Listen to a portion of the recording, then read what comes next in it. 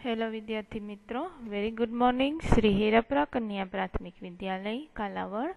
आज हम हिंदी का तास पढ़ेंगे। हिंदी कक्षा 6 इकाई दूसरी, जिसका नाम है एक जगत एक लोक।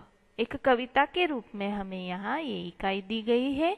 आज हमें ये पढ़ना है कि आ जगत आ लोक एक है, एक जगत एक लोक है।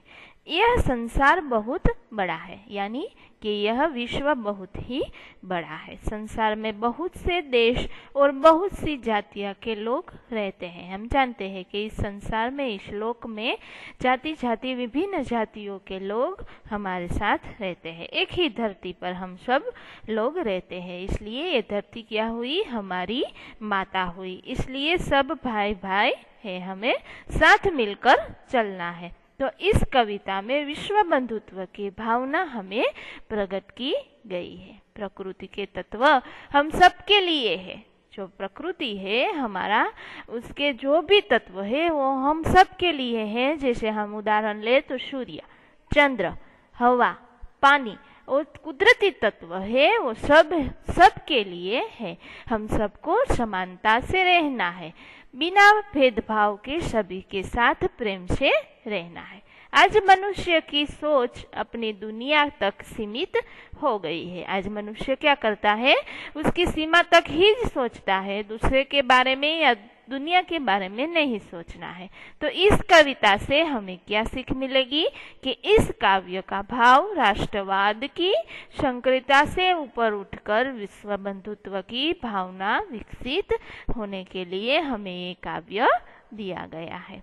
विद्यार्थी मित्रों, काव्य को हम पढ़ेंगे और साथ साथ उसका गुजराती में अनुवाद भी करते जाएंगे। आप आपका पाठ्य पुस्तक अवश्य अपने पास रखें। हम यहाँ अपने ये जो चित्र दिया गया है वो हम देख सकते हैं कि इसमें एक मनुष्य है, दो मनुष्य दिखाई देते हैं, चंद्र दिखाई देता है, सूर्य दिखाई देता है और धर्म के जो चिन्ह है अलग अलग धर्म के, वो भी हमें दिखाई देता है। तो अब हम काव्य की शुरुआत करते हैं कि एक जगत एक लोक, सबका है एक मान, एक चंद्र एक सूर्य एक भूमि आसमान।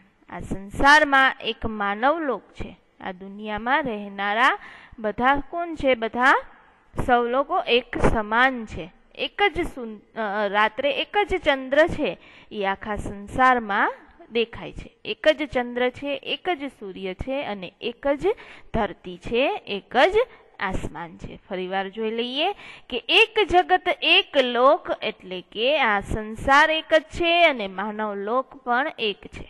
सबका है एक ज मान। दुनिया में रहनारा बधानुं आदर अने मान सरखुं छे। एक ज चंद्र छे जे रातना पोतानी तेजस्वीताथी बधाने प्रसन्न करे छे अने एक सूर्य छे जे एना किरणथी बधाने सरस मजाना समग्र संसार ने प्रकाशित करे छे। त्यार पछी जोईए कि एक तेज एक हवा एक ही पानी, जीवन है सुख दुख की एक कहानी।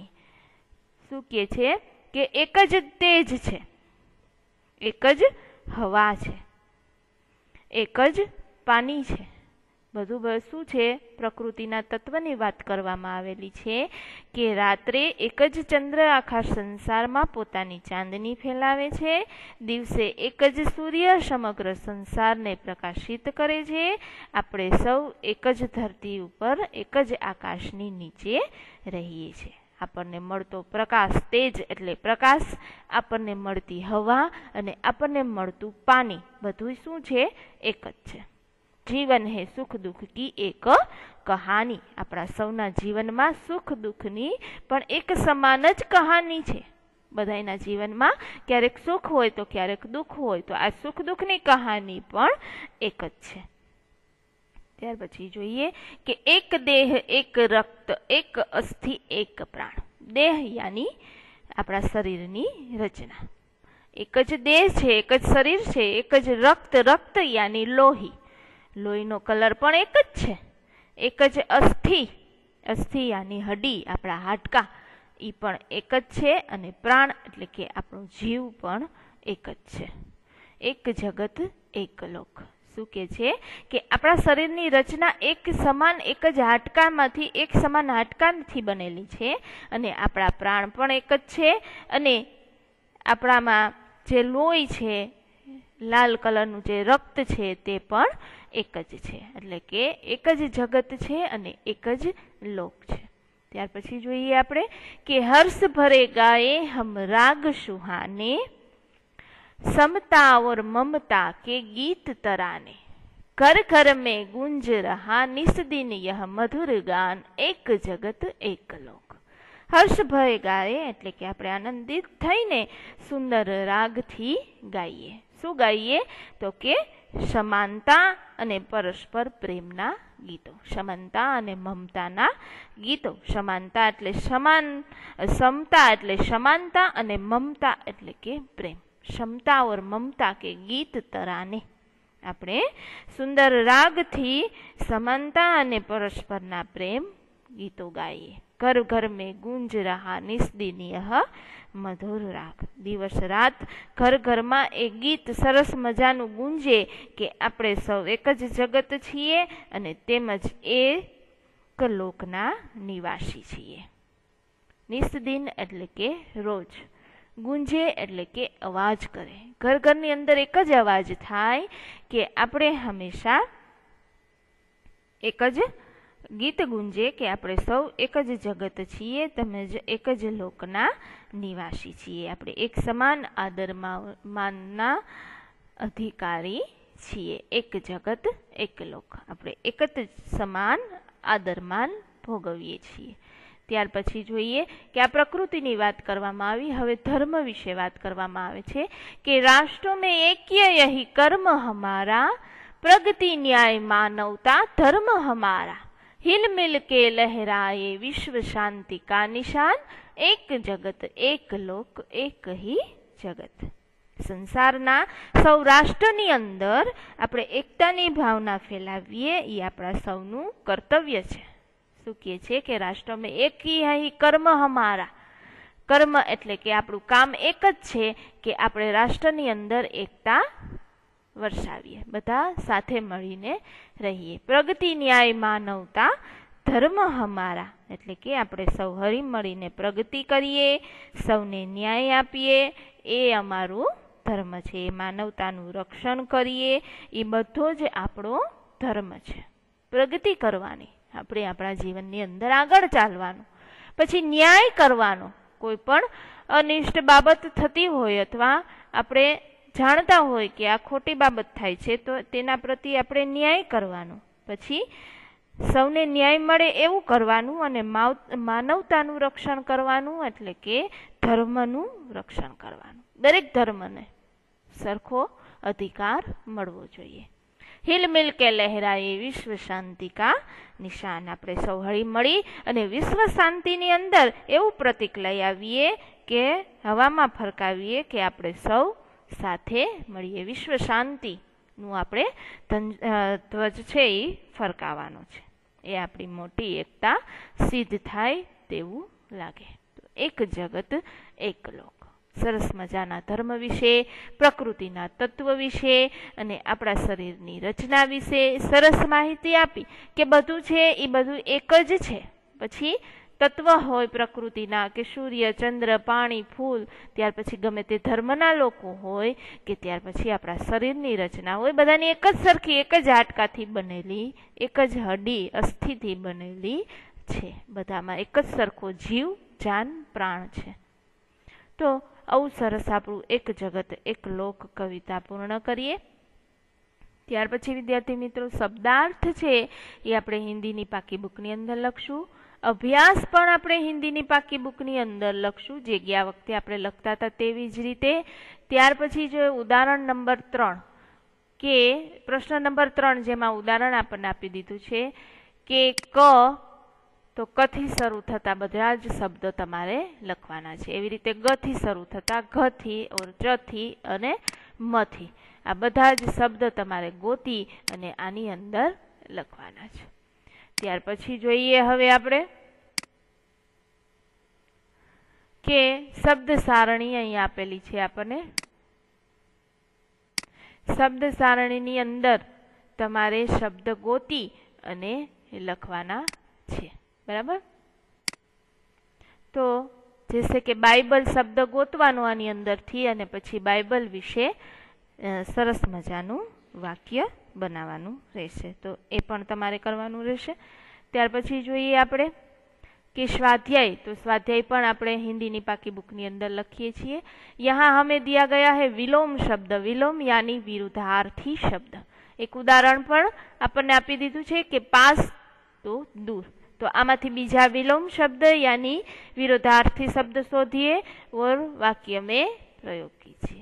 उसके बाद समान प्रास वाले यानी समानार्थी शब्द वो ढूंढना है। उसके बाद काव्य पंक्ति लिखिए, समानार्थी शब्द आ कोष्टक माथी गोती અને અહીંયા તમારે લખવાના છે। જેમ કે લોક, તો લોકનું બીજું સમાનાર્થી શબ્દ શું થશે એ ગોતી અને તમારે ત્યાં લખવાનું છે।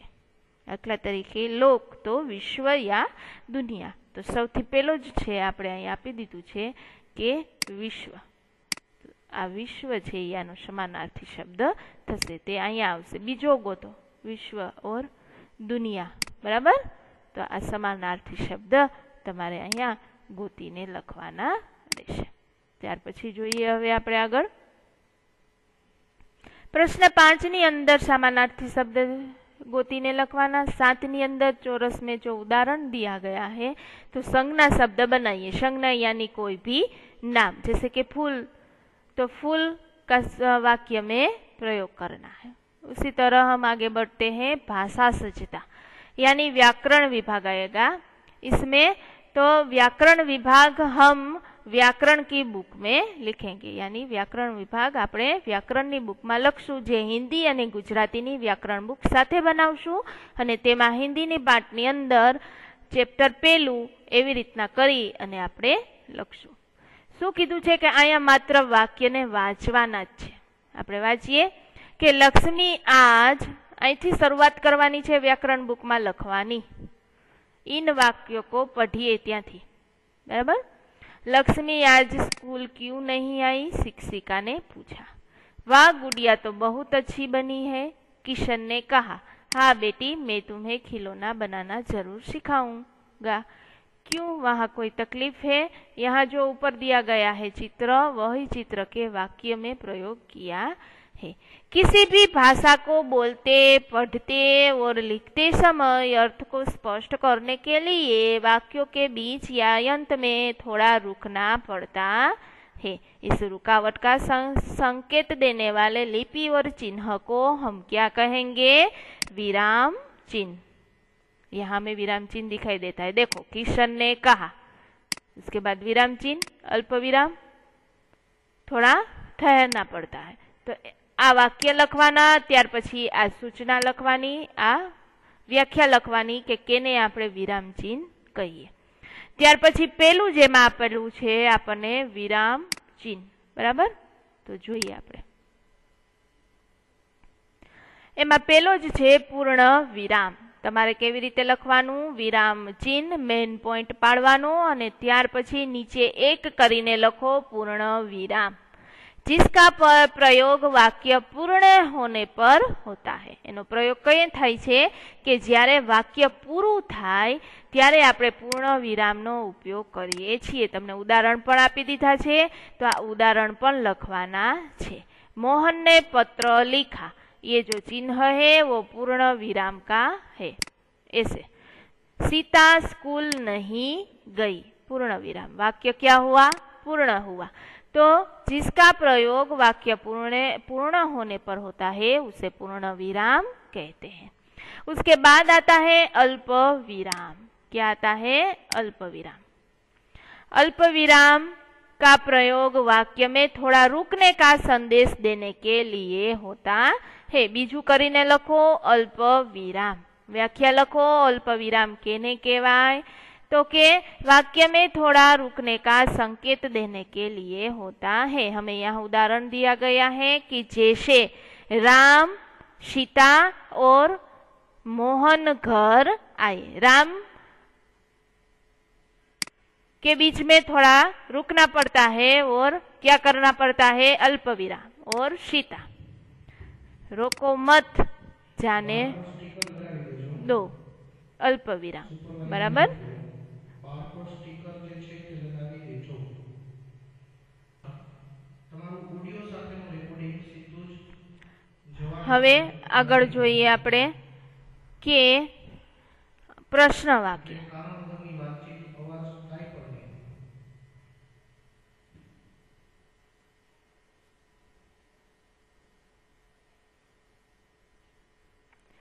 હવે જોશું આપણે પ્રશ્ન વાક્ય। બરાબર છે।